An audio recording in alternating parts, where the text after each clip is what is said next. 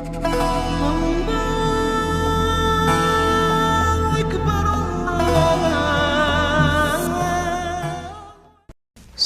عليكم ورحمة الله وبركاته.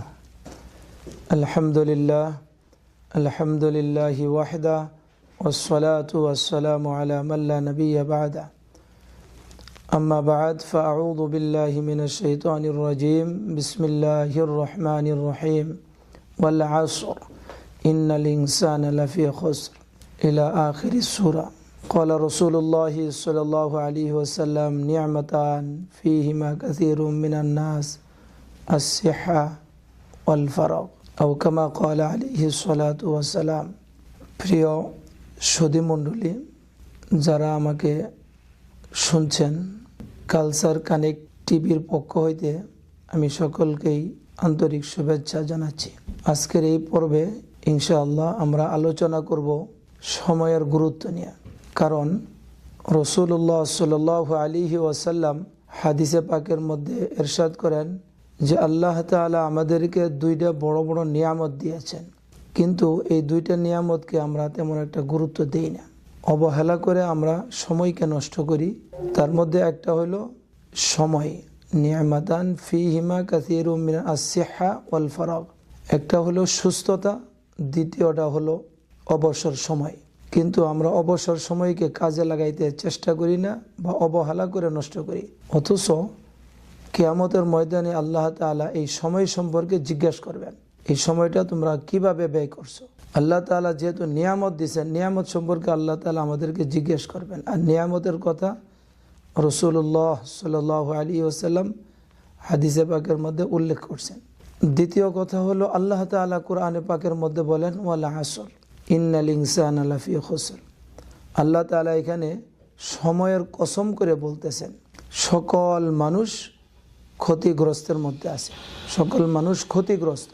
কিন্তু যারা সময়টাকে কাজে লাগায় তাদের কথা আল্লাহ বলছেন যে তারা বাদে, তারা নয়, তারা ক্ষতিগ্রস্ত নয়। ইল্লাল্লাযীনা আমানু, যারা ঈমান আনে এবং ওয়ামিলুস সালিহাত, নেক আমল করে, ওয়াতাওয়াসাউ বিল হক এবং ওয়াতাওয়াসাউ বিস সবর, যারা মানুষদেরকে দিনের কথা, দিনের পথে, সত্যের পথে আহ্বান করে এবং ধৈর্য ধারণ করে। মানে তারা সময় নষ্ট করে না, সময়কে যথাযথ তাদের সময়কে কাজে লাগায়। এই জন্য রাসূলুল্লাহ সাল্লাল্লাহু আলাইহি ওয়াসাল্লাম এটির উপরে বেশি গুরুত্ব দিয়েছেন। এবং অন্য হাদিসে পাকের মধ্যে আসেন লা তাযালু কদামা আবদিন ইয়াউমাল কিয়ামা হাত্তা ইসআলু আন আরবাইন ওয়া আন উমরিহি ফিমা আবনাহু। কিয়ামতের ময়দানে কোনো ব্যক্তি তার পা, তার কদম বিন্দু মাত্র সে লড়াচড়া করতে পারবে না যতক্ষণ পর্যন্ত সে এই চারটে প্রশ্নের উত্তর দিতে না পারবে। তার প্রথমটাই হলো এই সময় সম্পর্কে, তার সময়, তার জিন্দেগিতে কিভাবে সে জিন্দেগিকে পরিচালনা করছে, সময় কিভাবে ব্যয় করছে। যতক্ষণ পর্যন্ত এই কথার উত্তর দিতে না পারবে ততক্ষণ পর্যন্ত কিয়ামতের ময়দানে তাকে স্টিল দাঁড়ায় থাকতে হবে। আর কিয়ামতের দিন অত্যন্ত ভয়াবহ হবে, যেই দিন সূর্য বড় নিকটে চলে আসবে, খুব কঠিন দিন হবে। ওই দিন আল্লাহ তাআলা এই নিয়ামত সম্পর্কে, এই সময় সম্পর্কে আল্লাহ তাআলা জিজ্ঞাসা করবে যে তুমি কিভাবে ব্যয় করছো, জীবন কিভাবে পরিচালনা করছো। আমি যদি একটা সময় আমি অনর্থকভাবে নষ্ট করি, একটা মিনিট, তাহলে কিয়ামতের ময়দানে ওই দিন আমাদেরকে আল্লাহ তাআলা জিজ্ঞেস করবে। এবং আল্লাহ তাআলা কোরআনে পাকের মধ্যে ফরমান আফা হাসিবতুম আন্নামা। আসসালামু আলাইকুম ওয়া রাহমাতুল্লাহি ওয়া বারাকাতুহু। আলহামদুলিল্লাহি ওয়াহদা والصلاة والسلام على من لا نبي بعده. أما بعد فأعوذ بالله من الشيطان الرجيم. بسم الله الرحمن الرحيم. والعصر إن الإنسان لفي خسر إلى آخر السورة.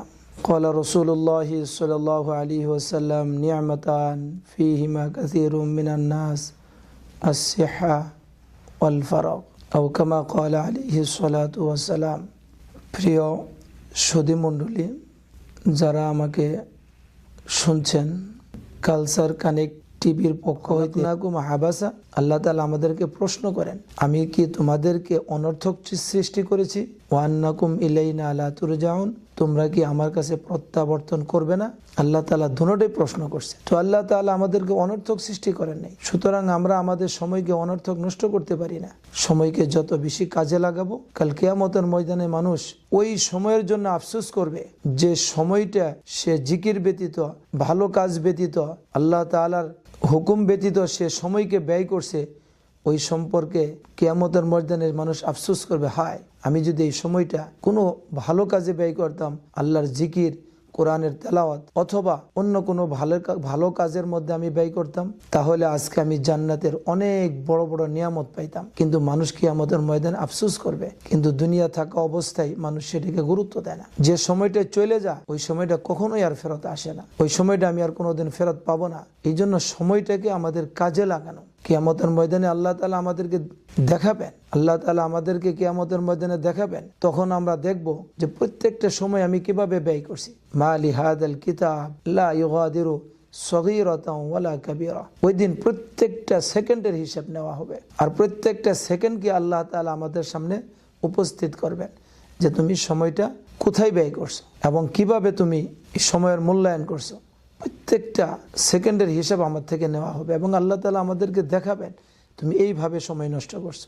যদি আমরা বসে বসে লম্বা সময় পর্যন্ত আমি অনর্থক সময় ব্যয় করি, আর মানুষ এরকমভাবে আজকে সোশ্যাল মিডিয়ার মধ্যে বিভিন্নভাবে আমরা আমাদের সময়কে ব্যয় করি। হয়তো আসে ফেসবুকের মধ্যে বসে আছি, অথবা কোনো জিনিস আমি মোবাইলের মাধ্যমে দেখতেছি যেটার কোনো আমার এখানে লাভ নাই, যেখানে সময় শুধু নষ্ট হচ্ছে। কিয়ামতের ময়দানে এই সম্পর্কে আল্লাহ তাআলা জিজ্ঞেস করা হবে এবং এর উত্তর আমাকে দিতে হবে। আর আল্লাহ তাআলা নিয়ামত আমাদেরকে নিয়ামত দিয়েছেন, এই নিয়ামতটা যত বেশি আমরা কাজে লাগাবো, যত বেশি আমরা আল্লাহর জিকিরের মধ্যে থাকবো, যত বেশি কোরআন তেলাওয়াতের মধ্যে, যত বেশি অন্য নেক আমলের মধ্যে কাটাবো, তত বেশি আল্লাহর রহমত আসবে।